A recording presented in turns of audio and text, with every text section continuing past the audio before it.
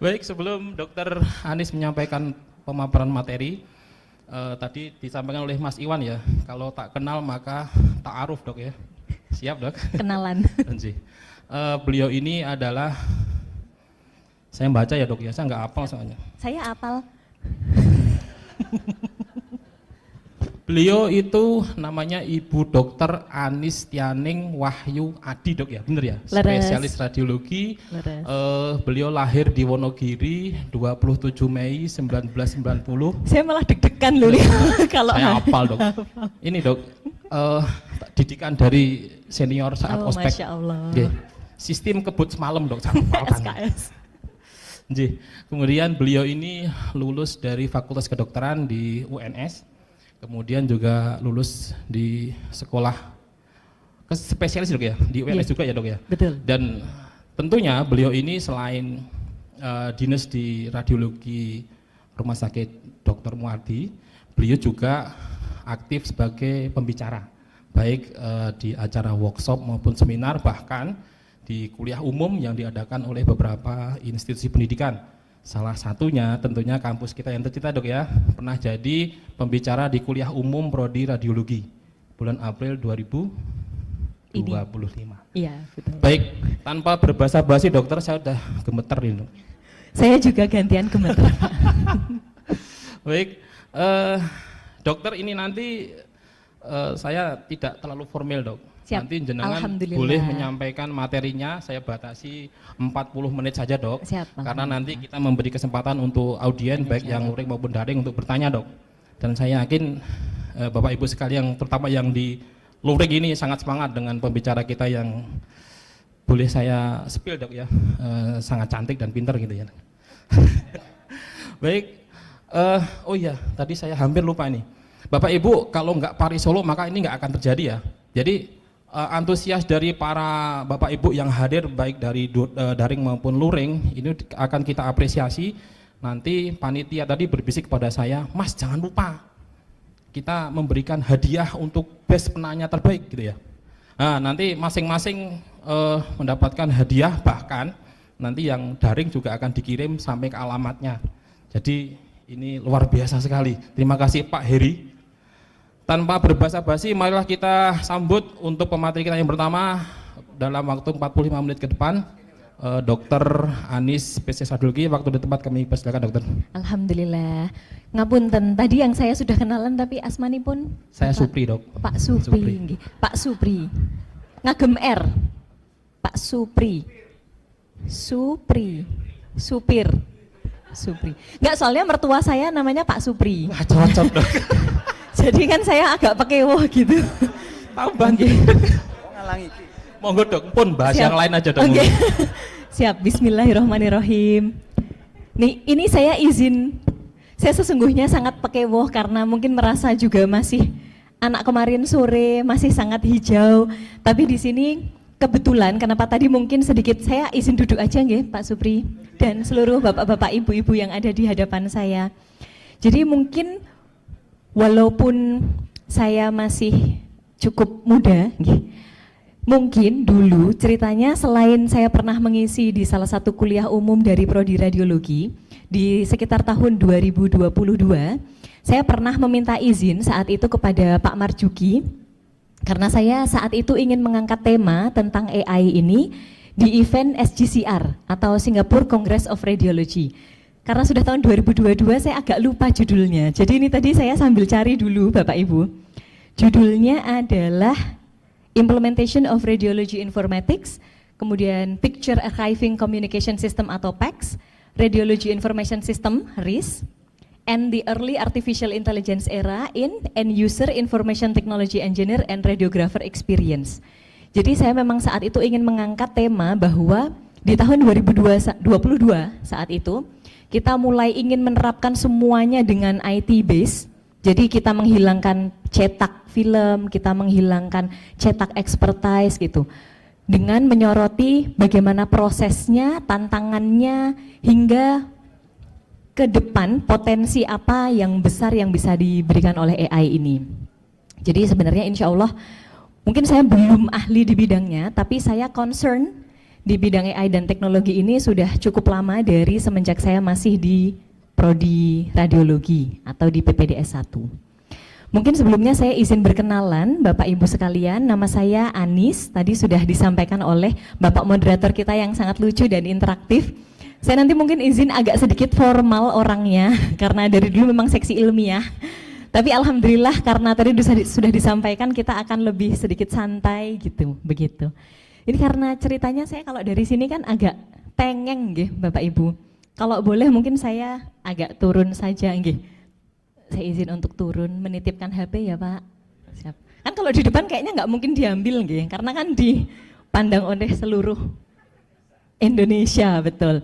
Mohon izin saya dari samping saja. Di sini saya ingin menyoroti mengenai peran artificial intelligence atau intelijensia buatan dalam pemeriksaan radiologi, multimodality dan multidivisi.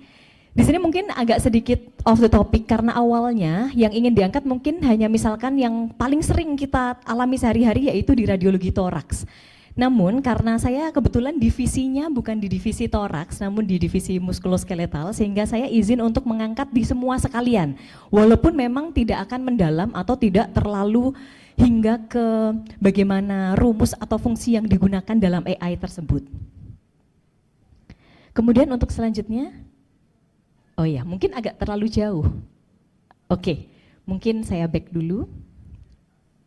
Oke, dimana kita tahu tentang AI ini, kita sudah pahami semuanya bahwa AI ini merevolusioner, mengubah dengan sangat besar berbagai bidang, di mana salah satunya adalah bidang medis, dan di dalam bidang medis ini adalah bidang radiologi. Nanti akan sedikit hanya 3 topik yang akan saya angkat, yaitu tentang apa itu AI, bagaimana AI bekerja, dan penerapannya dalam radiologi, terutama di sini di berbagai bidang di dalam radiologi. Jadi multidivisi dan multimodality. Tadi saya juga sebenarnya sudah sangat amazed ketika pada presentasi sebelum ini, di mungkin 10 menit pertama telah disampaikan dari Siemens, dari PT Primed, Prima Medica, yang sudah menyampaikan sedikit banyak tentang bagaimana implementasi AI mulai dari persiapan pasien hingga exposure hingga setelahnya, di mana nanti saya akan lebih banyak berkutat di bagaimana setelah jadi proses imaging itu sudah berlangsung, kemudian saya akan melakukan interpretasi atau expertise. Untuk apa itu AI dan bagaimana AI bekerja, ini mungkin secara singkat, tapi mungkin tidak terlalu singkat karena PPT-nya juga sudah saya kirim. AI adalah teknologi, jadi definisinya dari KMS atau Knowledge Management System dari Kemenkes Corporate University, saya citasi di tahun 2025 ketika diminta untuk membuat PPT. AI adalah teknologi yang memungkinkan suatu sistem komputer ini meniru kemampuan intelektual manusia, di mana dengan kemampuan ini AI akan bisa melakukan tugas seperti contohnya mengenali suara, memahami bahasa. Di kita yang sangat sering digunakan yaitu mengidentifikasi gambar dan bahkan membuat prediksi berdasarkan data.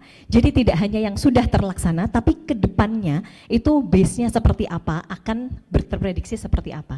Di mana hal ini tentu saja memberikan potensi untuk percepatan penyelesaian tugas. Untuk AI sendiri pada dasarnya, AI ini memungkinkan untuk komputer belajar dari pengalaman-pengalaman sebelumnya. Inti poinnya adalah pengalaman sebelumnya. Sehingga dia bisa melakukan analisis mendalam dan mengambil keputusan yang dioptimalkan berdasarkan data yang tersedia. Otomatis ini akan membuat kinerjanya semakin efisien. Terutama ketika digunakan untuk menyelesaikan tugas yang membutuhkan kecepatan, akurasi, dan kemampuan memproses data yang jumlahnya sangat besar. Di mana kita tahu secara manusiawi, humanis kita memiliki keterbatasan jumlah. Radiologi di sini sebagai spesialisasi berada di posisi yang sangat tepat untuk mengadopsi, menerapkan AI dengan beberapa faktor kunci. Yang pertama di mana AI ini unggul untuk menganalisis gambar. Kita tahu bahwa di bidang radiologi ini memiliki alur kerja digital yang dia terstandar secara universal untuk penyimpanan gambar sehingga integrasi AI ini akan lebih mudah. Bagaimana caranya? AI bekerja melalui ada kombinasi antara algoritma dan data. Saya semalam juga masih belajar karena ceritanya saya deg-degan sebenarnya mau ngisi ini. Saya belajar apa nih sampai belajar algoritma itu apa. Jadi tentang fungsi matematis dan fisika, matematika untuk menerapkan algoritma ini. Algoritma ini adalah instruksi matematika yang digunakan untuk mengolah dan menganalisis data. Dengan lebih banyak data yang dimasukkan ke dalam sistem, AI akan bisa belajar lebih banyak dengan hasil yang semakin akurat. Di mana di dalamnya subset datanya adalah machine learning, yaitu bagian dari AI yang memungkinkan sistem komputer untuk belajar dari data tanpa diprogram secara eksplisit untuk setiap tugas. Ini adalah salah satu elemen inti yang membuat AI mampu beradaptasi dan berkembang seiring waktu, namun levelnya masih cukup superficial. Akan berlanjut ke subset yang lebih dalam, yaitu deep learning. Apa yang membedakan deep learning? Di mana deep learning ini sesungguhnya adalah meniru bagaimana layer atau otak manusia bekerja. Jadi seperti sinaps, ada jaringan, ada lapisan demi lapisan di dalamnya. Teknik yang menggunakan jaringan saraf tiruan untuk memecahkan masalah yang sangat kompleks. Deep learning biasanya digunakan dalam tugas seperti pengenalan gambar dan suara serta pemrosesan bahasa alami. Di mana implementasinya yang nanti mungkin akan saya highlight adalah pada implementasi di radiologi, toraks, kemudian muskuloskeletal, women imaging hingga neuroradiologi. Untuk gambaran secara diagramnya, AI secara garis besar adalah any teknik apapun yang memungkinkan komputer untuk meniru kemampuan intelijensia manusia menggunakan logika, menggunakan aturan apabila, kemudian, atau jika, maka, jika terjadi ini, maka akan begini. Kemudian dengan decision trees dan machine learning, di dalamnya lagi subsetnya adalah deep learning.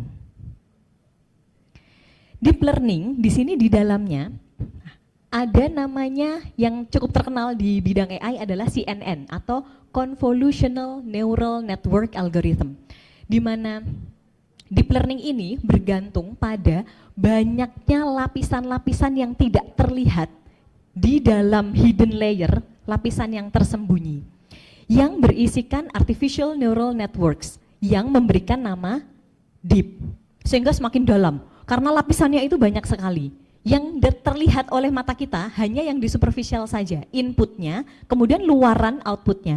Tapi yang bergerak di dalamnya, lapisan ini tidak terlihat. Untuk layer-layer ini, dia didefinisikan sebagai hidden karena mereka bisa saja tidak tergolong atau tidak termasuk dalam input maupun output. Jadi misalkan kita meneliti gambar pasien dengan TBC, tapi layer yang di dalam sini kita tidak hanya meneliti TB akut, kronik, TB aktif, TB luas. Di dalam sini bahkan ada pemeriksaan-pemeriksaan yang lain yang mungkin tidak terkait TB karena kita harus mengetahui bahkan pemeriksaan yang sangat jauh bahwa misalkan di TBC tidak dilakukan CT scan kepala misalkan. Jadi kita tahu gambarannya oh tidak terkait. Di TB ternyata yang bukan TB juga harus dimasukkan dengan pneumonia atau dengan gambaran kolaps atau dengan pasien lain. Jadi bisa saja di player ini tidak terkait baik dengan input maupun output. Di mana jumlah dari lapisan-lapisan yang disembunyikan ini, tersembunyi ini, akan menentukan kedalaman, ketelitian suatu model. Perannya adalah untuk menangkap pola dan temuan atau fitur yang akan mengubah data input menjadi data yang lain menggunakan lapisan-lapisan ini. Informasi akan terbentuk layer demi layer, lapisan demi lapisan yang bergerak dari input menuju output yang meningkatkan kompleksitas dan keabstrakannya. Nah, sekarang ini adalah contoh yang meniru. Sebenarnya apa sih ide awalnya adalah seperti otak manusia. Jadi kita punya sinaps-sinaps otak, di mana CNN ini adalah bagian dari arsitektur DL, deep learning yang paling sering digunakan untuk analisis gambar karena akan ada banyak, ada rekognisi suara, ada pemeriksaan pola, ada video. Nah, di sini yang paling sering digunakan untuk analisis gambar. Komponennya ada dua, yaitu convolutional dan pooling layers. Apa itu convolutional dan pooling layers? Di mana ini dia. Untuk convolutional layer itu ada semua layer, pooling akan disatukan di satu golongan yang sama. Yang sebelumnya, yaitu yang convolutional, itu adalah inti bangunan atau inti pusat dari CNN dan bekerja dengan mengaplikasikan filter ke input data, kemudian akan membuat suatu map, pemetaan aktivasi. Poolingnya kemudian mengkombinasikan output dari si convolutional step itu yang diulang-ulang berkali-kali hingga muncullah pooling. Sehingga step terakhirnya adalah mengalokasikan lapisan itu ke ANN, Artificial Neural Networks, yang kemudian akan keluar dalam bentuk output. Oke, dua ini adalah, jadi CNNs adalah tipe yang specialized dari arsitektural artificial neural network yang bekerja paling baik dalam data topologi yang bentuknya matriks atau seperti kisi-kisi, kotak-kotak seperti ini. Contohnya tentu saja pada gambar-gambar dan video. Sehingga dua poin ini sering kali digunakan untuk menganalisis medis, gambaran medis. Di mana tadi kalau ada dua yaitu CNN dan convolutional dan pooling, kemudian akhirnya ujungnya adalah fully connected layers, kayak sinaps otak. Yang tadinya informasi-informasi yang terfraksi-fraksi, terpisah-pisah, kemudian menyatu, oh ternyata nyambungnya gitu toh. Endingnya seperti itu. Nah, untuk saat ini penggunaannya masuk ke implementasinya.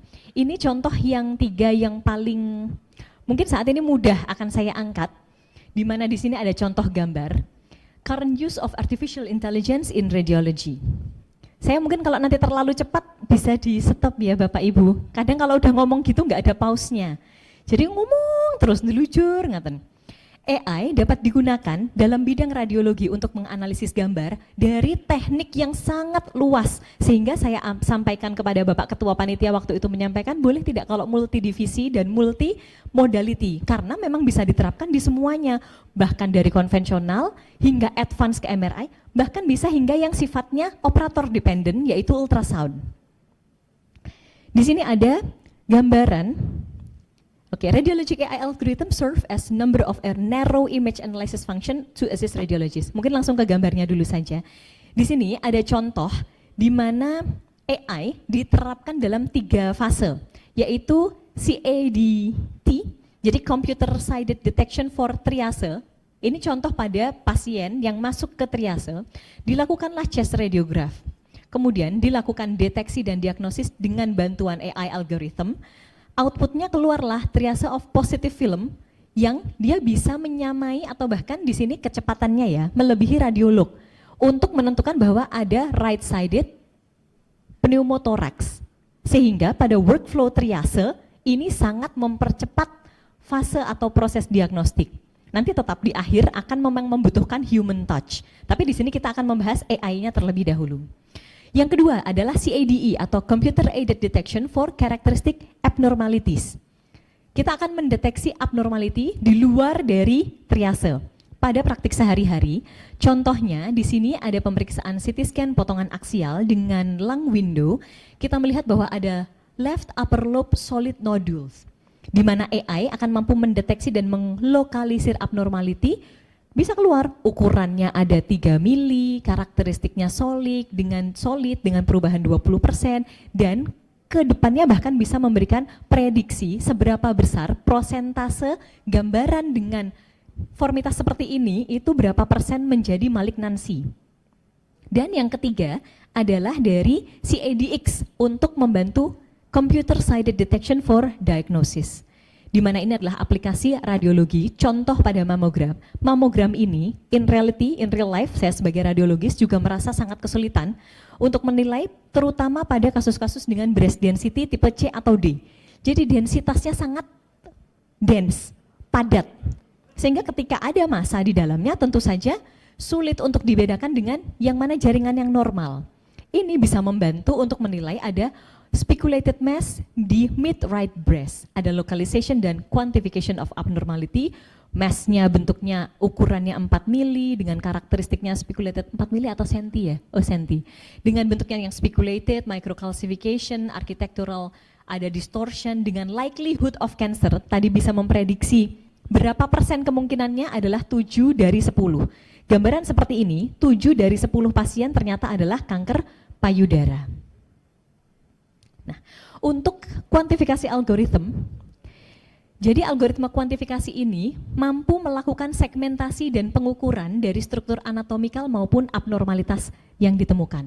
Contoh yang tadi sebenarnya juga disampaikan ya di presentasi sebelum saya dari PT Primed, bahwa breast density tadi bisa diukur, bisa ditetapkan, dan itu sangat memudahkan. Bisa mengidentifikasi struktur anatomi dari brain, nanti ada contohnya di akhir. Bahkan nanti juga ada contoh untuk false positif dan false negatifnya. Kemudian bisa mengkuantifikasi cardiac flow dan mengakses atau menilai adanya densitas di jaringan parenkim paru. Kemudian untuk yang contoh yang pertama tadi ada alur kerja dari triase yang di dalamnya termasuk flagging, bagaimana menerapkan bendera, apakah ini merah, kuning, hijau, apakah ini gawat, darurat atau tidak gawat dan tidak darurat, dan bisa mengkomunikasikan suspected positive finding termasuk di dalamnya tapi tidak terbatas, contohnya pada ICH, ada perdarahan kepala, ada oklusi atau jadi tertutupnya dari pembuluh darah besar yang ini biasanya berkontribusi ke stroke, di mana kita tahu di stroke ada golden period. Kemudian ada pneumotoraks dan contoh lain adalah pada pulmonary emboli. AI di sini juga digunakan untuk deteksi, lokalisasi, klasifikasi kondisi seperti nodul pulmo dan abnormalitas payudara. Di mana sebagai tambahan AI algorithm ini akan bisa juga meningkatkan proses pre-interpretif sebelum dia diinterpretasikan, termasuk tadi sudah ada untuk rekonstruksi gambar, untuk akuisisi, hingga untuk mitigasi atau penanganan penurunan penekanan noise. Ada kedepannya ada janji, potensi untuk mengeksplorasi model AI radiologi ini yang akan memberikan, yang akan bisa melebarkan kapabilitas interpretif yang lebih dari atau melebihi kemampuan manusia. Next. Oke. Iya. Contoh di sini yang saya angkat, yang pertama adalah dari subdivisi toraks. Namun mungkin lebih dari yang tadi sudah dicontohkan di workflow triase di mana kita bisa mendeteksi pneumotoraks, di sini saya angkat tentang calcium scoring, tapi yang agak spesial adalah menggunakan TTE atau transtoracal echocardiografi yang otomatis memitigasi atau menekan radiasi yang diterima pasien karena echo bebas dengan radiasi. Di sini contohnya algoritma AI, ini kalau yang di atas adalah CT scan pada kasus cedera otak post trauma dan luaran klinis pasien kanker, ini di luar itu, nanti akan kita bahas di akhir. Contoh yang lain ada biomarker. Jadi biomarker pencitraan yang berasal dari AI bisa membantu menilai struktur dan patologis yang berkaitan dengan komposisi tubuh, contohnya seperti BMD di bone mass density, bone mineral, mohon maaf. Kemudian lemak visceral, lemak hati, ini juga mulai banyak digunakan. Saya akan langsung masuk ke yang ini yang mau saya angkat di divisi toraks terlebih dahulu, yaitu prediction of coronary artery calcium using deep learning of echocardiogram. Contoh, penelitian terbaru menunjukkan bahwa skor kalsium arteri koroner yang biasanya diperoleh dengan CT scan ternyata dapat ditentukan dengan USG jantung. Temuan ini menunjukkan nilai model bahwa pasien akan menekan paparan radiasi yang diterima baik oleh pasien maupun petugas. Oke, di sini contohnya adalah gambar, mungkin agak kurang sedikit jelas nih. Yang ingin saya highlight di tahun 2023 bahwa CAC ini, jadi coronary artery calcium atau calcification adalah marker yang sangat potensial untuk coronary artery disease, penyakit arteri koroner, dan saat ini sudah menjadi pegangan untuk terapi pasien. Di mana di sini digunakan case-nya sangat banyak ya, 2.800 TTE, yang dia dikombinasikan dengan CAC score untuk men-training model prediksi CAC menggunakan TTE, di mana hasilnya itu dikonfirmasi dengan set eksternal data dari 92 TTE pasien yang dikombinasikan dengan CCE score, dan ternyata hasil CAC prediction dengan TTE AI itu hasilnya similar. Jadi mirip, sangat mendekati atau menyerupai hasil CT kardiak CAC dengan dalam memprediksi survival 1 tahun mendatang. Oke. Ini ceritanya sebenarnya saya mau membahas dari basicnya dari dulu tahun 90-an tentang bagaimana sih kok bisa ada CA score atau calcium scoring. Jadi dulu di tahun 90 ini yang namanya Bapak Agatson, tapi takutnya nanti bosen nggak ya Bapak Ibu? Ngantuk nggak ya? Jadi dari Agatson et al, karena ini nanti Agatson score itu sampai sekarang masih dipakai. Kuantifikasi untuk menilai calcium scoring. Kalau tadi sudah di si TTE, karena harapannya kan ke depan, kalau kita bisa meminimalisir, meminimalisir, ya Allah ini saking pengen semua disampaikan. Jadi kayak cepet-cepet gitu. Karena kita akan membahas masuk ke yang di tempat kami juga dikerjakan, yaitu CT kardiak dengan calcium scoring. Agatson et al. Di tahun 90 itu menyediakan bukti yang pivotal, bukti yang sangat krusial, penting sekali dalam penggunaan kuantifikasi kalsium, coronary artery calcification atau kalsium menggunakan CT, yang kemudian menjadi landasan teori dari calcium scoring. Dari sejak saat itu, baik kemajuan teknologi dalam CT scan ini sudah sangat luar biasa, namun elegance dan simplicity, kesederhanaan yang diajukan oleh Gatson ini itu memastikan longevity atau keberlangsungan jangka panjang dari calcium scoring dalam CT kardiak.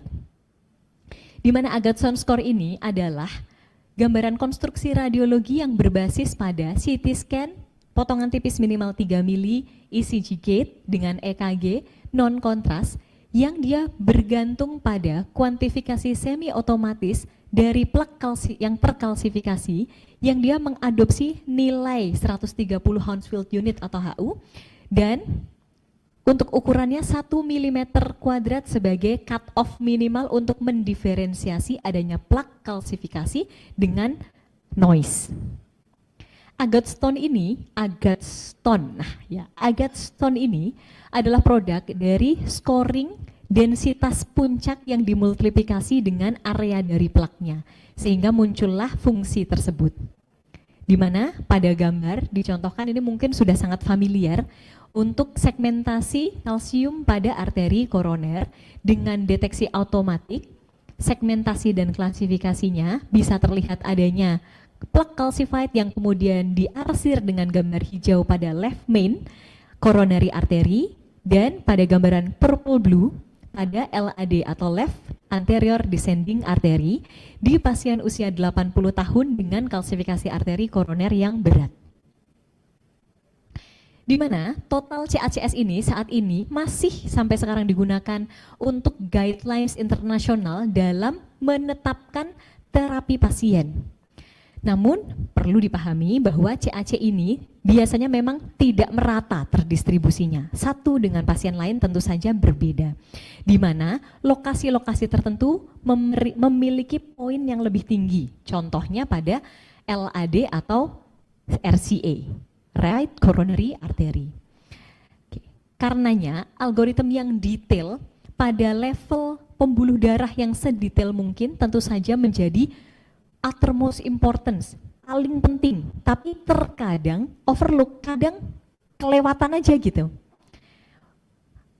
Nah, di sini ada contoh, mungkin ini karena kecil-kecil sekali ya, di mana di sini ada value, ada penilaian segmentasi dari kalsifikasi coronary artery calcification value dengan performance matrixnya bisa dinilai dari berbagai autor, penulis yang meneliti tentang ini, dari akurasinya, deteksinya, dengan yang mungkin mau saya highlight ICC atau intra-class correlation koefisiennya itu bahkan sangat tinggi, 99%, sampai ketika misalkan ada 100 orang mengerjakan, jadi 2 sisi, maka hampir pasti sama persis gitu. Atau nilainya itu bisa diandalkan atau sama. Ini menunjukkan bahwa hasilnya reliable, dapat dipercaya. Lalu ada juga yang saya angkat di sini adalah waktunya, waktu pemeriksaan. Di gambar 4 ada computational time, waktu yang dibutuhkan untuk mengkomputasi. Komputer ini menilai mengkuantifikasi CACS dengan berbagai peneliti dan berbagai cara. Ada yang menggunakan CPU based, cloud based, dan GPU based. Sementara yang gambar merah itu adalah rate rata-rata apabila gambaran CACS atau calcium scoring ini dibaca oleh manusia yang merah. Oke, di sini heterogenitasnya memang sangat tinggi untuk yang penelitian menggunakan AI dengan CPU, cloud maupun GPU based. Ada yang saking cepatnya bahkan cone-nya tidak terlihat karena komputer itu mampu menilai dalam sepersekian detik. Tidak sampai 1 menit, apalagi 2 menit. Jadi cone-nya tidak terlihat, terutama pada yang sistemnya cloud-based yang diteliti oleh Zhang et al. Memang ada pula yang membutuhkan waktu 10 menit lebih pada CPU-based dari Shantai. Dari karena muter, nanti mungkin kalau salah bisa dibaca di PPT-nya, mungkin sudah di-upload juga di Satu Sehat, Bapak Ibu sekalian. Oke, untuk hal ini menunjukkan bahwa most studies reported computational times lower than taken by expert. Bisa dilihat bahwa mayoritas yang di atas dan di bawah sini itu waktu yang dibutuhkan bahkan lebih cepat dibandingkan kalau menunggu radiolognya membaca. Ini kok disampaikan gitu tuh dok, lapa terus nanti berarti tidak butuh, nanti di akhir akan di highlight. Jadi manusia itu tetap tidak bisa dieliminasi dari penggunaan AI. Oke, untuk contoh selanjutnya, ini karena divisi saya, jadi saya akan mungkin lebih excited kalau membahas yang ini. Selanjutnya tadi sudah untuk toraks, kan sudah ada contoh untuk workflow triase pada pneumotoraks. Kemudian ada CT atau calcium score baik pada TTI, transtoracal echo, atau menggunakan CT kardiak. Di mana ternyata AI ini bisa mengungguli atau trainingnya itu bisa menggunakan bahkan video base lebih dari 2000 echo dan hasilnya similar baik dengan menggunakan manusia yang membaca atau AI yang membaca. Untuk selanjutnya, ini adalah salah satu contoh yang sayangnya di kita sepertinya memang belum bisa diaplikasikan, tapi apabila bisa, maka saya akan sangat bersyukur dan berharap ini bisa segera diterapkan, yaitu adanya segmentasi dan analisis komposisi, contohnya pada musculus paraspinal lumbar. Siapa yang di sini mungkin usianya di atas 50, Bapak Ibu? Saya tidak, saya belum. Iya, yang di panggung, mungkin ada bocoran Pak Supri gitu. Mungkin salah ya, Pak? Iya, salah ternyata. Asmanipun Pak Sinten? Pak Didi. Iya, belum ta'aruf. Baik, saya kayak iya loh, di prank loh saya. Jadi, siapa yang punya LBP? Boyoen. Di panggung. Kok semua yang dari belakang jawabnya di panggung loh ya Pak, jadi bukan saya. Jadi, ternyata kita bisa melakukan kuantifikasi dan analisis komposisi dari musculus paraspinal lumbar. Di mana pada healthy individual, kita next. Ini baru tahun 2025 ya Bapak Ibu, jadi memang masih sangat baru. Dan sebenarnya saya juga sangat mupeng ngelihat ini, muka pengen bisa melakukan segmentasi dan analisis ini. Di mana LBP ini kita tahu terjadi di seluruh dunia, global health issue. With considerable ada beban sosioekonomik yang bisa mungkin dianggap berat ya, karena otomatis dengan pasien yang LBP tidak mampu bekerja dengan baik. Dan ini dikaitkan dengan perubahan pada musculus paraspinal lumbar atau LPM, lumbar paraspinal muscles. Dalam studi retrospektif ini ada metode deep learning yang ditraining, yang dilatih dan divalidasi secara eksternal untuk segmentasi LPM, untuk kuantifikasi volume muscle-nya dan untuk menilai assessment fatty infiltration, adanya infiltrasi lemak pada muskulus. Harusnya muskulus itu seratnya tidak boleh ada lemak yang dominan, kecuali kalau kita makan wagyu yang melting. Semakin empuk diinjeksi dengan lemak nabati, maka semakin dia tidak kenyal. Padahal kalau di tubuh kita butuh kekuatan dari otot, tidak boleh ada infiltrasi lemak yang tinggi. Nah ini bisa dinilai.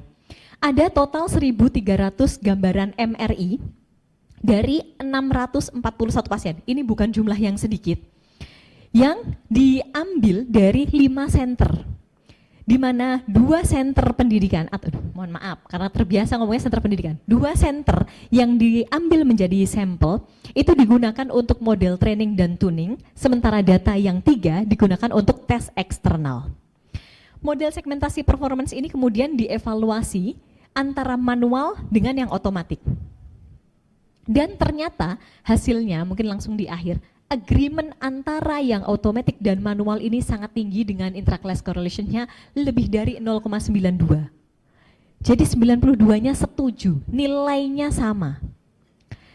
Di akhir atau kesimpulannya bahwa metode yang automatic yang diproposal, yang diajukan itu secara akurat mampu mengsegmentasi LPM dan menunjukkan statistical equivalence dengan penilaian yang manual.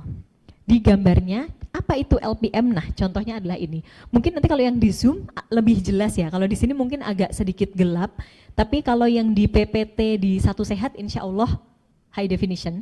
Ini bisa dilihat untuk kuantifikasinya. Di segmentasinya ada automated segmentation of LPM tadi, lumbar paraspinal muscle, LPSM, di gambaran sequence T1, T2, Dixon fat, dan Dixon water. Dengan segmentasinya di highlight dengan warna gambaran hijau untuk yang lumbar erector spinae kanan, kuning untuk yang multifidus kanan, dan gambaran merah bata untuk yang multifidus kiri, dan gambaran biru sian untuk yang left LES. Gambarnya di sini. Dan ini setinggi kurang lebih L3, L23. Karena memang lumbar yang kita gunakan sebagai weight bearing atau sebagai pembebanan tubuh untuk massa adalah di setinggi lumbar. Makanya seringnya kalau LBP sakitnya di mana Bapak Ibu? Di lumbar, betul. Bukan di torakal gitu. Oke, untuk gambaran nah, betul, next. Ini mungkin kalau ini, kalau diterangkan satu persatu mungkin memakan waktu 10 menit sendiri, jadi mungkin secara keseluruhan saja, bahwa bisa dibandingkan secara persebarannya, tidak terlihat, contoh di box plotnya. Hijau dan biru yang menandakan each box itu menunjukkan di mana ada gambarnya. Untuk yang hijau itu yang otomatis, satunya yang manual, itu tidak jauh berbeda hasilnya. Di mana berarti hasilnya itu sepadan. Jadi satu dengan yang lain itu tidak menunjukkan perbedaan signifikan apakah dilakukan manual atau otomatis. Padahal ini menyimpan atau menghemat banyak sekali waktu. Nah, untuk selanjutnya ini saya highlight di tahun 2025. Ini semua penelitian di tahun 2025 karena menurut saya kalau mau diambil satu persatu mungkin saya bisa sepanjang hari menjelaskan dan membaca. Mungkin saya belajarnya juga sampai subuh kalau ini semua diangkat ya Bapak Ibu. Jadi ada contoh-contoh yang ingin saya angkat tentang contoh integrasi kolaboratif dari AI dan human expertise untuk meningkatkan deteksi chest radiograph abnormalities, dan apalagi yang tadi sudah sempat dibahas di awal untuk prediksi TB hingga nantinya prognosis TB-nya. Kemudian ada original research yang meningkatkan atau yang memprediksi respon kemoterapi. Jadi bahkan bisa memprediksi ke depannya seperti apa untuk breast cancer menggunakan deep learning based pharmacokinetic quantification dengan DCE, dynamic contrast enhanced pada MRI. Ada juga pada contohnya di muskuloskeletal untuk TKR. Prediksi bagaimana nantinya luaran TKR ini menggunakan MRI. Jadi deep learningnya diterapkan di situ. Kemudian ada high performance open source AI untuk breast cancer detection dan localization. Nah, ini yang mungkin mau saya angkat juga, yaitu ini terakhir sebelum nanti penutup. Jadi untuk kisi-kisi, saya mau mengangkat tentang neuroradiologi. Di mana dulu ini juga salah satu yang cukup menarik karena paling sering, kalau tidak chest X-ray, head CT. Itu yang dua yang paling sering kami terpapar di Center Pendidikan. Untuk deep learning algorithm untuk deteksi dan critical finding dari head CT scan. Ini studinya memang retrospektif tapi jumlahnya luar biasa. Hingga 313.000 head CT. Izin dokter, waktu tinggal 10 menit. Siap, insya Allah on time. Non-contrast head CT adalah standar saat ini untuk pencitraan awal pasien dengan trauma kepala atau simptom gejala stroke.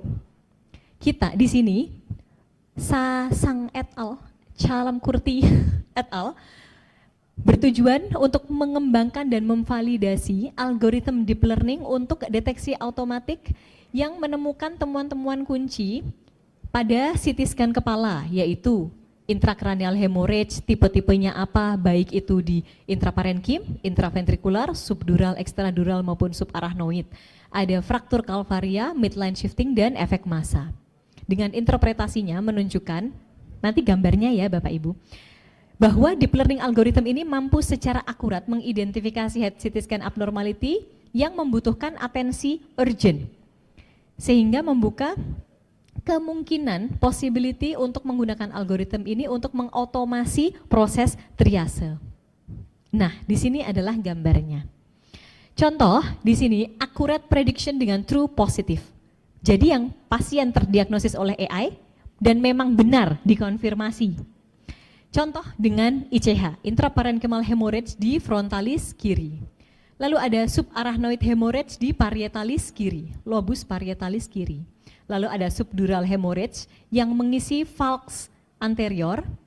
Kemudian ini ada kronik SDH yang mungkin sedikit tertutup, dan karena di sini sudah ada kronik sehingga ada absorpsi cairan yang darah sehingga gambarnya lebih heterogenes, tidak lagi hiperdens seperti darah yang mengandung kalsium tinggi. Kemudian ada extradural hemorrhage di mana ada frontal convexity-nya. Di sini sebenarnya ini ada, kalau di zoom ada lesi densitas udara di dalamnya dengan pneumocefal yang berarti kita curigakan ada fraktur. Kemudian ada calvarial fracture di right parietal bone, mungkin ini agak sedikit blur ya di depan. Nah, namun yang ingin saya highlight ini adalah contoh-contoh lain di mana ada error. Error pada AI, walaupun hanya satu, tapi ini manusia yang diperiksa. Jadi ini masih harus membutuhkan validasi dari external validator, di mana di sini yaitu seorang expert. Contoh false negatif, jadi ada temuan namun tidak terbaca, yaitu pada tiny intraventricular hemorrhage. Ini sayangnya di dalam ini sebenarnya ada yang mengisi kornu posterior, ada darah di kornu posterior ventricle lateralis bilateral. Kelihatannya sepele, tapi IVH ini ketika tidak terbaca akan berlanjut terus dan meningkatkan intracranial pressure. Pasien bisa lama-lama kejang atau hidrosefalus karena obstruksi. Jadi walaupun cuma satu, tapi ini tidak boleh terlewat. Selanjutnya ada false positif, seolah dibaca oleh AI sebagai subdural hemorrhage, namun ini adalah gambaran volume loss.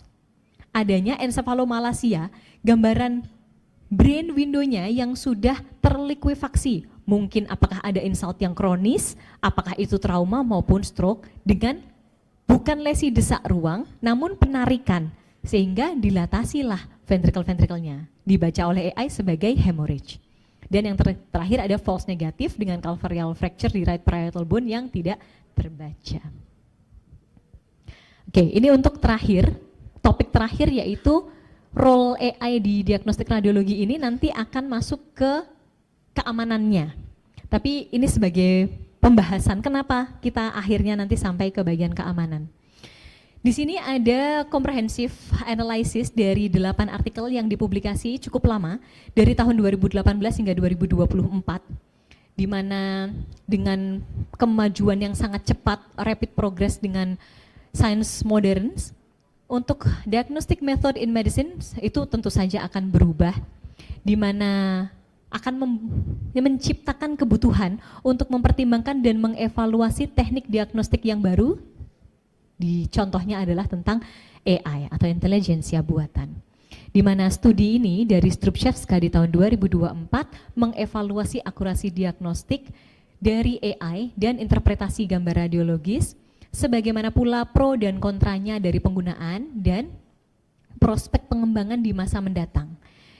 Ini karena membaca ini saya jadi mencoba sendiri menggunakan AI, baik itu Gemini, ChatGPT, AI Google, untuk menerapkan ini dan menilai sendiri. Jadi semenjak saya diminta untuk membuat PPT ini hingga saya praktek berdiri saat ini, saya mencoba untuk melakukan atau menggunakan AI, baik dengan ChatGPT, dan ternyata memang nanti hasilnya ada pro dan kontranya. AI, di sini yang dicontohkan adalah menggunakan GPT-4. AI adalah revolutionary medical tools that can change diagnostic strategies to improve the quality of medical service. Saya tidak perlu Indonesia kan, G. Next, oke. Di sini contohnya, di mana ada beberapa kategori, ada sistem skeletal, chest, dan secara keseluruhan, dengan average score-nya ternyata masih di 0,5, 0,7, dan 0,6. Kita harus akui ini belum tinggi, belum akurat. Bayangkan apabila kita memiliki gambaran 25 gambar yang kita kirimkan ke dalam sistem AI, misalkan dicontohkan di sini adalah GPT-4, skor yang correct diagnosis hanya 8. Yang partially correct hanya 10 dan yang incorrect ada 7. Pada chest juga seperti itu, agak lebih tinggi di mana kita tahu subset data untuk pemeriksaan toraks biasanya jauh lebih besar, di mana ada 14 dari 25 yang didiagnosis secara tepat. Dokter izin waktu itu habis. Tinggal 5 menit. Oke, siap. Mungkin next aja, Nggi. Ini untuk summary-nya ada key fokusnya. AI dalam chest radiograph, di mana key findingnya ada dia menggunakan deep learning algorithm namanya dinamain check next. Dia ternyata performanya memang on par dengan radiologis dan menunjukkan adanya potensi untuk menekan atau menurunkan diagnostic error dan bisa menghandle large volume. Sekarang di realistis saja dalam satu hari misalkan menggunakan pemeriksaan ada 80 USG dengan 130 gambaran foto polos dan mungkin lebih dari 30 CT scan yang membutuhkan sistemik, tentu AI ini akan sangat membantu, tapi tidak bisa bekerja sendirian. Nanti masuk ke safeguard-nya. Karena yang penting adalah kita tidak hanya menyampaikan tentang kekurangannya atau ketidakakuratannya, tapi kita sebagai manusianya apa yang bisa kita lakukan untuk menanggulangi itu. Ini masih juga membahas tentang challenge-nya. Nah, ini perlu di-highlight masih dari Strypczewska bahwa AI ini masih membuat error diagnostik sehingga ia bukanlah tools yang dapat diandalkan sepenuhnya. Emphasize-nya memang menekankan bahwa keuntungan menggunakan teknologi ini harus lebih besar dibandingkan potensi risiko menggunakannya. Dan ini ada beberapa kontras, maksudnya adalah kebalikan. Jadi kalau untuk yang rekonstruksi gambar, untuk noise reduction, untuk pemeriksaan pra itu sudah banyak sekali dikembangkan, namun untuk deteksi, segmentasi hingga diagnostik masih underdeveloped, masih belum banyak dikembangkan dan ini potensi sekali di masa mendatang. Oh ya, bahkan kayaknya komputernya aja lelah Pak sama saya. Oke.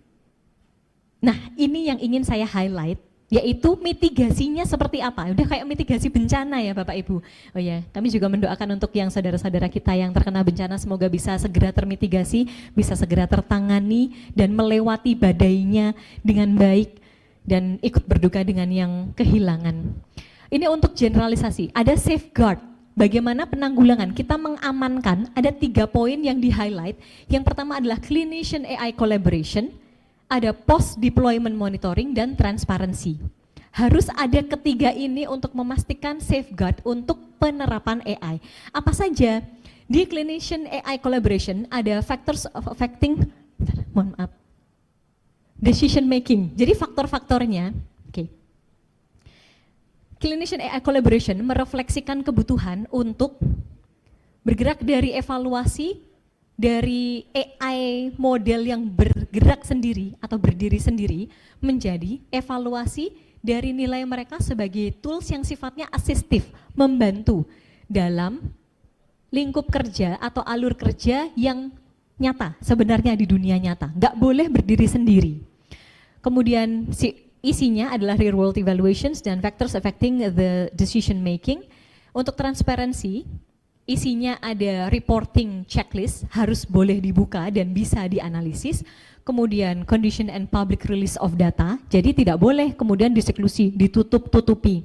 Dan yang terakhir adalah post deployment monitoring, di mana harus ada continual learning, jadi terus menambah database, dan clinician feedback, harus ada feedback, isinya seperti apa. Di mana ketiganya yaitu data, tidak hanya data radiologisnya, namun data non-imaging, baik itu pemeriksaan fisik pasien, data genomics, omics data, hingga ke LEX dari lab test result, ditambah dengan gambaran radiologi dan riwayat histori pasien, akan masuk ke model AI medical yang generalized yang akan membantu radiologis, physician atau klinisi, dan pasien untuk mendapatkan data yang komprehensif begitu. Jadi ini harus diterapkan potensi untuk generalist medical AI models in radiology. Insya Allah ini terakhir. Take homes, alhamdulillah betul. Untuk AI ini adalah human made. Kita harus menyadari dulu bahwa AI itu bukan robot yang kemudian akan menyerang manusia. Tapi AI ini adalah sistem teknologi, buah hasil pemikiran manusia yang ingin meringankan kinerja, meringankan beban kerja kita. Yang harus assist, membantu tugas-tugas manusia, bukan menggantikannya. Jadi saat ini masih cukup sedikit RCT yang levelnya tertinggi atau systematic trial atau dengan meta analysis yang menunjukkan keamanan yang sepenuhnya atau efektivitas dari algoritma AI yang ada di dalam radiologi. Sehingga adanya kurangnya evaluasi sistem AI di dunia nyata, real world, akan tentu saja menimbulkan resiko substansial bagi pasien dan dokter dan pemeriksa siapapun yang berkaitan, sehingga harus dipergunakan dengan bijak. Ini saya coba sendiri, ini linknya bisa, jadi saya memang coba upload dan sistemnya sudah sangat sistematis menggunakan GPT ini, sehingga ketika saya membutuhkan second opinion, third opinion, fourth opinion, saya bisa mengirimkan foto-foto yang meragukan ini ke berbagai platform untuk memberikan feedback, dan saya sebagai manusianya yang mengkonfirmasi, yang memvalidasi. Ini tentu saja membantu pasien, membantu saya, dan membantu klinisi. Mungkin sekian dari yang bisa saya sampaikan. Kurang dan lebihnya saya mohon maaf, ini referensi yang bisa disitasi dan mungkin bisa dibaca kembali. Terima kasih, semoga bermanfaat. Wassalamualaikum warahmatullahi wabarakatuh. Waalaikumsalam warahmatullahi wabarakatuh. Terima kasih Dokter Anis, luar biasa sekali. Saya sampai terpukul loh Dok. Ternyata ada radiolog yang pinter gitu ya. Ini pinternya tidak hanya teknik pemeriksaan, tapi ini di luar ilmu radiologi kayaknya. Siapa tahu butuh MC ya Pak, saya bisa disewa sebagai MC loh. Sekali lagi kita kasih applause yang luar biasa untuk pembicara kita yang pertama.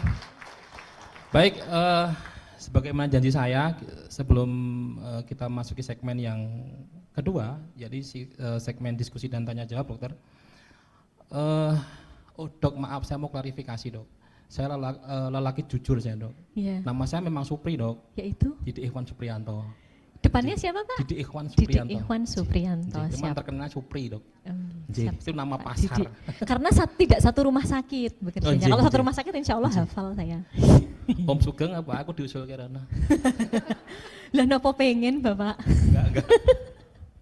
Baik, jangan lupa nanti kami akan tetap komitmen untuk memberikan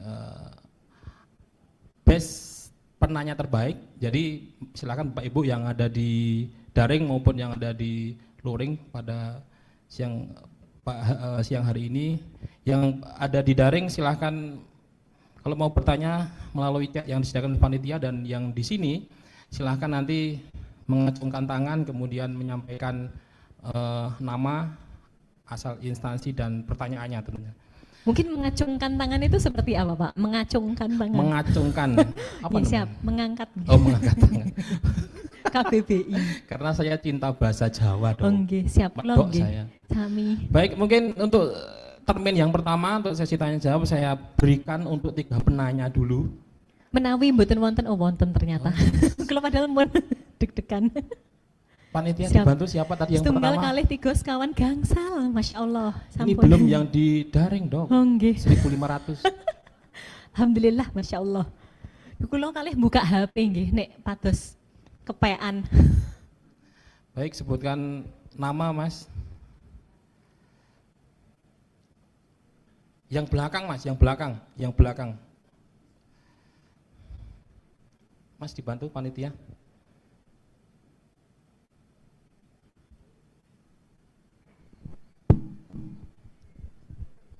Bismillahirrahmanirrahim. Perkenalkan, nama saya Dadang Nugroho dari RSUD RA Suwondo Pati, dokter. Alhamdulillah ini apa yang disampaikan dokter ini salah satu penelitian yang progres kami juga berjalan. Yang 2 minggu yang lalu kami mencoba untuk melakukan SLR dari beberapa jurnal, tapi dari SLR itu ada yang menggelitik bagi kami, yaitu adanya masih biasnya keberterimaan AI ini kepada radiolog. Jadi mungkin ini Dokter Anis sebagai praktisi di lapangan, khususnya untuk yang ada di Jawa Tengah ataupun di area Solo Raya, bagaimana sih radiolog ini bisa menerima kehadiran AI ini, karena memang dari SLR yang saya lakukan itu ternyata memang komparasi antara radiolog dan AI itu mempercepat 30% dalam proses penegakan diagnosa. Itu yang pertama. Yang kedua, dalam memposisikan AI ini, radiolog ini prosesnya bagaimana? Kalau tadi saya coba mentelaah dari hasil akhir dari Dr. Anis ini, mencoba untuk mengcompare di beberapa AI platform secara umum menggunakan ChatGPT 4.0 dan pakai Gemini. Ini nanti hasilnya apakah hanya sebagai insight saja ataukah bagaimana? Yang terakhir kebetulan kami meneliti di beberapa AI yang dimasukkan dalam PAEX. Di dalam PAEX ini ternyata ada terkait defisiasi hasil. Adanya bias yang cukup banyak. Apakah ini terkait algoritma yang dimasukkan atau tadi yang disebut Dr. Anies yaitu CNN dan NLP yang dimasukkan di dalamnya?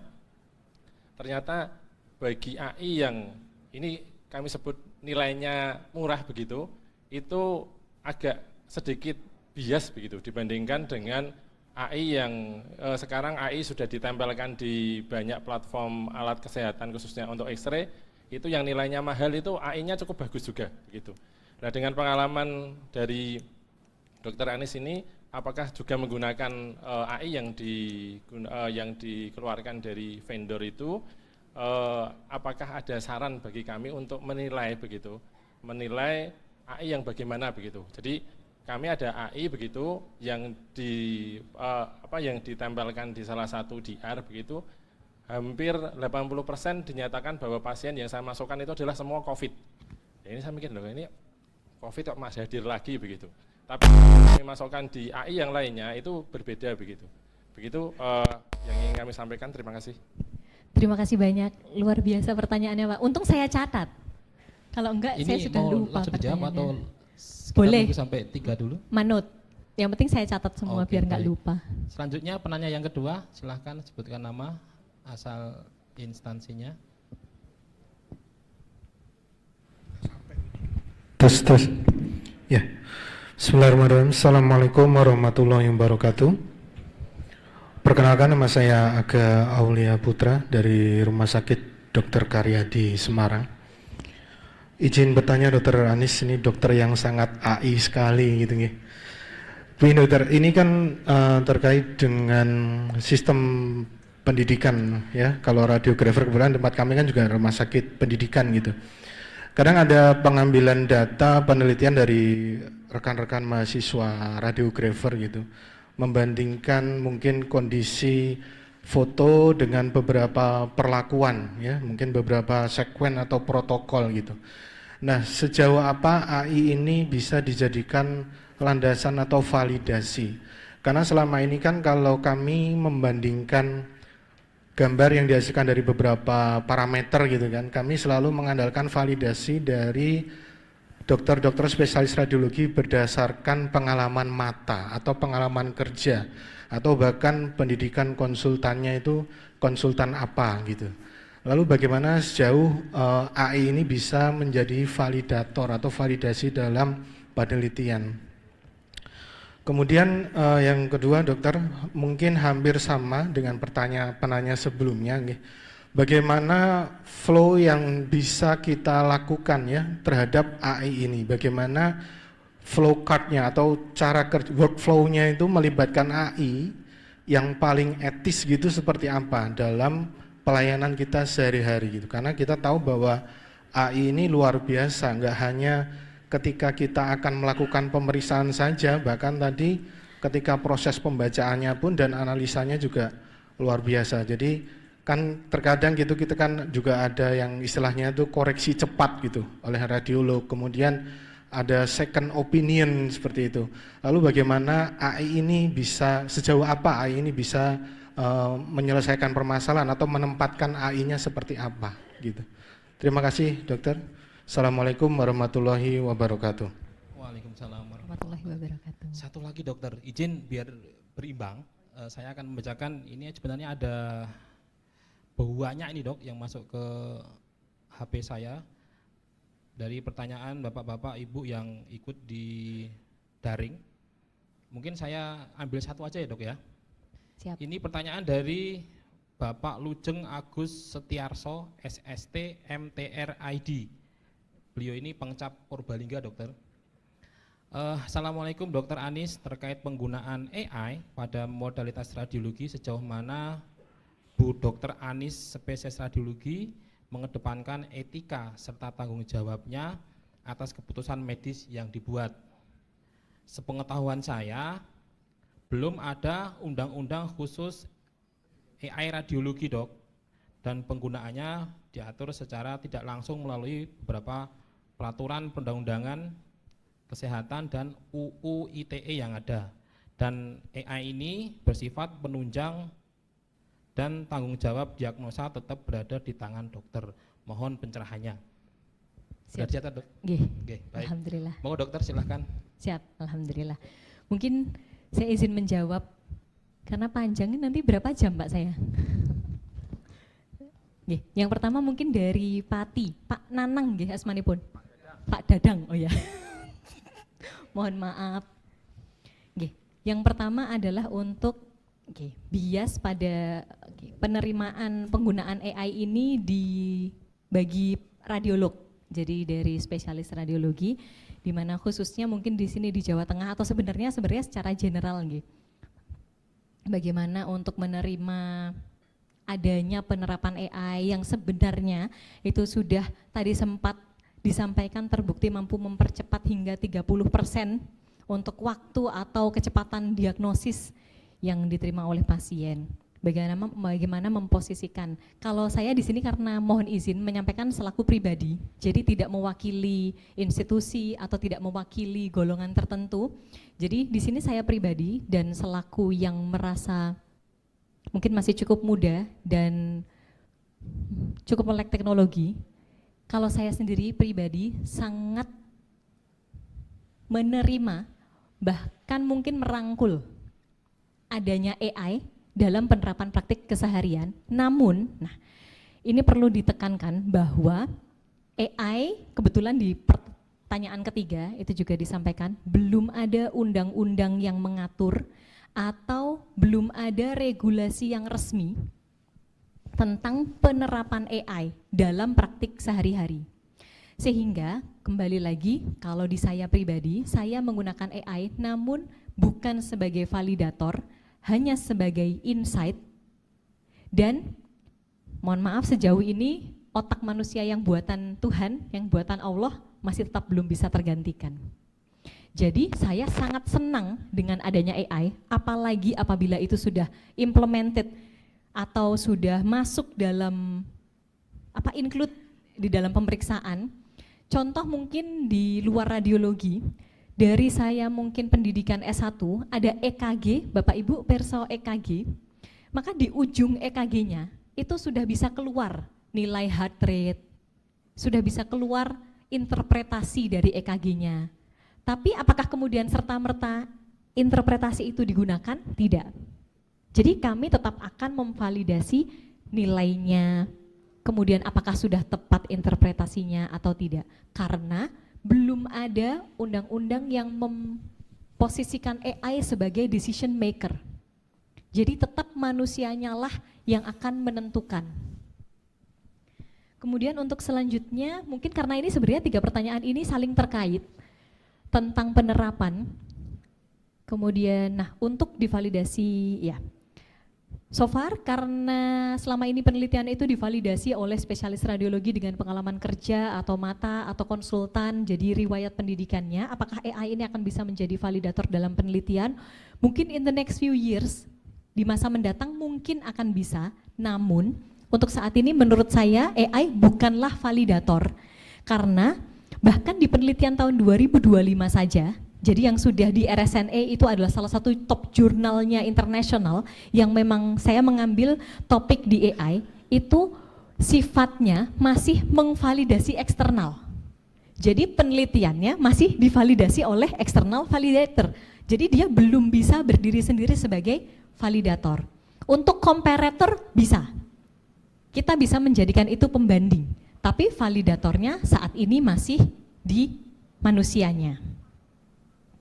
Kemudian untuk, apakah nanti, paling etisnya seperti apa dalam pelayanan? Tentu saja etisnya, niki medal basa Jawa nih, etisnya tetap dokter spesialisipun sing memegang. bagaimana dokter spesialis ini menggunakan informasi dan fasilitas, maka itu kembali ke dokternya masing-masing. Dan itu sudah bukan ranah mungkin pasien atau klinisi atau pihak luar. Jadi kembali lagi ke bagaimana dokternya menerapkan, mau pakai AI atau tidak pakai AI, maka dipersilahkan. Karena bagaimanapun juga tetap ini otak ini dibuat oleh Gusti Allah, ngaten nggih. Dipakai sekolah sampai lebih dari 10 tahun dengan pelajaran anatomi yang sudah sangat lama. Memang tetap memiliki kekurangan, contoh subset data. Kalau AI itu bisa mengambil di seluruh dunia misalkan. Sementara kita hanya bisa mengetahui yang sudah pernah kita baca atau ilmu yang sudah diberikan oleh Tuhan gitu ibaratnya. Kita tidak bisa mengetahui yang di luar itu, tapi ini bisa dikombinasikan, tidak bisa berdiri sendiri. Bagaimana posisi radiolog? Koreksi cepat, second opinion, akan sejauh apa AI ini digunakan dalam problem solving kalau bisa? Kalau saya bisa saya interpretasikan ke semua bab, saya pengen seperti yang tadi sebelum ini. Dari sebelum masih seleksi pasien, sampai exposure, sampai pas setelahnya hingga interpretasi data atau gambar, itu semua bisa diterapkan AI-nya. Nah ini nanti ngikut ke pertanyaan yang selanjutnya, yaitu yang mungkin murah versus mahal. Ini realita ya Bapak, bahwa data itu sangat mahal harganya. Makanya pernah ada kebocoran data kita sebagai warga negara, yang itu bisa dijadikan untuk serangan cyber attack. It's real, it's true. Memang pertarungannya sudah bukan lagi angkat pistol atau senjata, tapi sudah pembobolan data. Kita menyimpan uang, seberapa banyak dari kita yang menyimpan itu di bawah bantal? Mungkin sudah sangat sedikit. Data kita itu sangat krusial, termasuk data-data pasien, data-data medis, data-data radiologis, di mana memang kalau murah, subset datanya kemungkinan belum besar database-nya. Sementara yang mahal tadi, semakin layer deep layer-nya itu semakin dalam dan banyak, dan triliunan, biliunan, kuantriliunan itu, maka otomatis semakin kompleks, semakin akurat, dan pasti semakin mahal. Dan itu juga sebenarnya yang membedakan kita sebagai manusia. Kenapa anak lulusan SMA tidak bisa untuk membaca hasil ronsen, tapi bisa menentukan kebijakan? Yes, mohon maaf ini lagi. Oh, tapi ini masuk Zoom ya, astagfirullah, bahaya nyerempet. Betul. Maksudnya manusia saja, enggak, manusia saja yang belajar terus dan yang tidak pernah belajar, tentu saja berbeda kemampuannya. Jadi apalagi ini komputer buatannya manusia, yang datanya lebih sedikit tentu saja tidak akurat. Yang datanya mungkin sudah sampai mendalam sekali, sumurnya itu sudah sampai dalam, dia akan semakin akurat. Jadi kalau misalkan disuruh memilih, kalau misalkan bisa menggunakan AI, tentu saja kalau saya pribadi saya pilih menggunakan AI dengan validatornya tetap saya selaku manusianya. Saya yang bertanggung jawab atas bacaan saya. Saya nggak bisa bilang bahwa ini ChatGPT-nya atau ini si Gemini-nya yang nggak betul, nggak bisa, karena sayalah sebagai decision maker-nya. Yaitu tadi contohnya 80%-nya dibaca COVID. Berarti subset data yang ada di dalam AI tersebut adalah pasien zaman COVID. Padahal pneumonia viral, mau bilang virus sama viral jadi viral.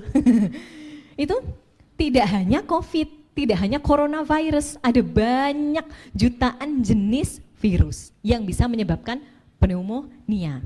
Dan itu juga kembali lagi, ada yang pasiennya imunokompeten atau imunokompromis. Jadi memang tidak bisa untuk menjadi penentu atau validator. Kemudian untuk yang dari, mungkin apa ya Pak Didi yang belum dibahas? Saya kira udah semua dok, termasuk yang dari Mas Lujeng tadi kan minta pencerahan terkait belum ada undang-undang yang mengatur ya, tadi sudah disampaikan di bab pertama. Karena sebenarnya kan kita tidak bisa ya menyalahkan, misalkan nih ada esperat atau ada dokter jantung atau ada dokter paru atau dokter apa yang dia browsing dulu sebelum memberikan terapi. Apakah itu bisa disalahkan? Tidak. Apakah kalau kita bertanya kepada buku, ensiklopedia, atau ChatGPT, atau googling, atau AI, kemudian itu bisa dipermasalahkan? Seharusnya tidak, nggih. Dan itu bisa menambah khasanah pengetahuan. Begitu. Demikian Mas Dadang nggih, Mas Aga juga karena memang terbatasnya waktu, mohon maaf untuk pertanyaan yang lain yang belum bisa saya bacakan, dokter, yang online lumayan banyak nih dok. Cuma nanti insya Allah akan difasilitasi oleh panitia, mungkin dokter nanti akan dijapri dok, kira-kira pertanyaan yang belum dijawab, karena ini amanah sebagai pembicara dok, harus dijawab. Insya Allah siap. Apa sharing nomor WA ini? Oke, Bapak Ibu hadirin sekalian, demikian tadi penyampaian materi yang pertama dan sesi diskusi sudah kita lalui bersama.